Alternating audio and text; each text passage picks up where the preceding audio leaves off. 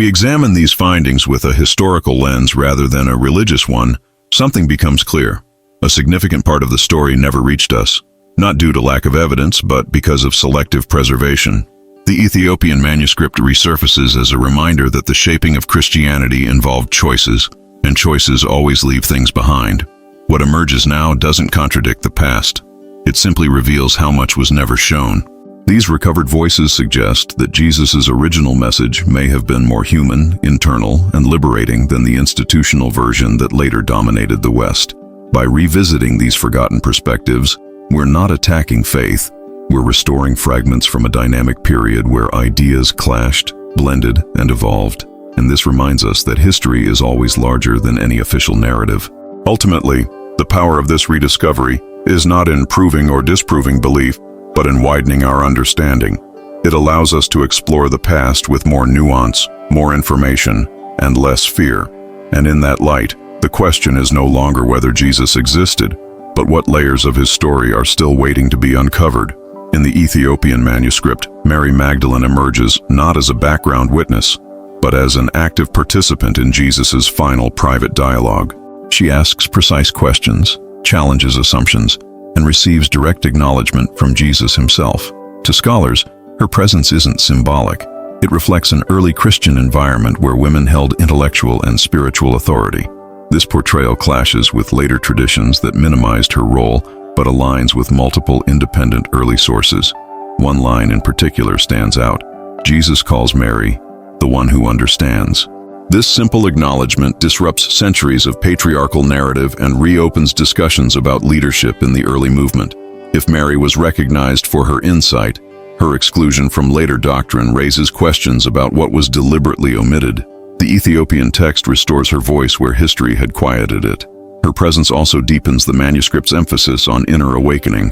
Mary's questions seek clarity, not ritual, meaning, not hierarchy. In her dialogue, readers see an early Christian model defined by spiritual curiosity rather than obedience. And as her voice rises from these ancient pages, it prepares us for another revelation, one that reinterprets the very meaning of the cross itself. Unlike later doctrines that frame the crucifixion as a substitutionary sacrifice for sin, the Ethiopian manuscript describes it as a journey of transformation. Jesus speaks not of bearing humanity's punishment, but of walking a path every soul must eventually understand. This reframes the cross from a legal transaction into a spiritual mirror, inviting followers to confront their own suffering with awareness. In this narrative, the cross symbolizes the meeting point between human limitation and inner light. Instead of focusing on guilt, Jesus emphasizes awakening. He teaches that suffering, when approached with clarity, becomes a doorway to deeper understanding rather than divine punishment. This echoes mystical traditions across cultures, suggesting a broader, more universal interpretation of spiritual growth. Such a redefinition would have been controversial in the 4th century, when empires needed religion to justify authority and structure. A message centered on personal transformation rather than institutional control threatened the emerging hierarchy. And as we turn to the next topic, we see how political forces ensured that only certain interpretations survived. By the time of the Council of Nicaea, Rome sought a Christianity that was unified, predictable, and controllable. Doctrines that encouraged personal autonomy or mystical interpretation were labeled dangerous, fragmented, or heretical. Texts like the one found in Ethiopia were not rejected because they lacked sincerity, but because they lacked utility to imperial order. Unity required pruning, diversity required suppression. Many writings vanished because they did not support the emerging institutional structure. Others were destroyed outright, burned by decree or discarded as theological threats. But Ethiopia's isolation protected what empire sought to erase. Its monasteries, untouched by Roman intervention, preserved manuscripts that offered alternative windows into the earliest Christian imagination. This contrast reveals something profound. What we consider official Christianity often reflects political survival rather than historical completeness. The Ethiopian manuscript stands as a quiet counter-argument, a reminder that the early movement was not a single voice, but a chorus. And within that chorus, the next topic reveals the philosophical climax of the manuscript. At the heart of the manuscript lies a teaching that unsettled ancient authority. The kingdom of God is not a distant realm, but an inner state accessible to all. This concept challenges every system built around intermediaries. priests, rituals, and institutional gatekeepers. If the divine dwells within each person, external control becomes unnecessary, even irrelevant. The manuscript expands this idea beyond spirituality and into personal sovereignty.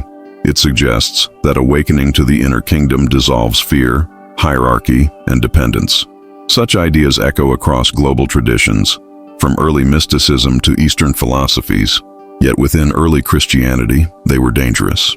They empowered individuals in ways institutions could not regulate. This simple message, "The kingdom is within you," may explain why the text was preserved in Ethiopia, but eliminated elsewhere. It promotes a spirituality without borders, a faith without coercion.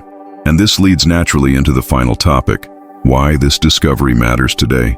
In an age defined by information, the resurfacing of forgotten history forces us to re-examine what we thought was settled truth. The Ethiopian manuscript does not attack Christianity, it expands it, offering a more nuanced and human portrait of its origins. It reminds us that history is layered, contested, and far richer than the single narrative that survived political shaping. For modern readers, the manuscript offers perspective rather than doctrine. It shows that early followers of Jesus explored diverse ideas about salvation, identity, and spiritual growth. Understanding this diversity doesn't weaken tradition. It strengthens it by grounding it in historical reality rather than selective memory.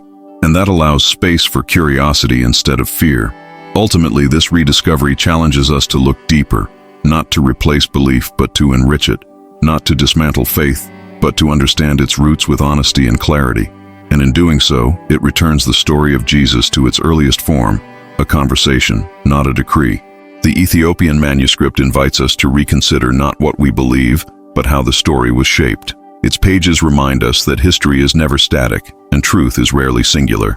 Here, we see fragments of a Christianity more open, more diverse, and more centered on inner transformation than the version later forged by empires. Rediscovering these voices isn't an attack, it's a recovery. By restoring forgotten layers of the past, we gain clarity in the present. Whether one is religious or not, understanding these early perspectives expands our understanding of human history, culture, and belief. And as new discoveries emerge, the conversation grows richer, inviting more people to look beyond the familiar narrative. If you want to explore more discoveries like this, grounded in history, not dogma, subscribe now and turn on notifications. The next revelation might reshape your understanding of the past all over again.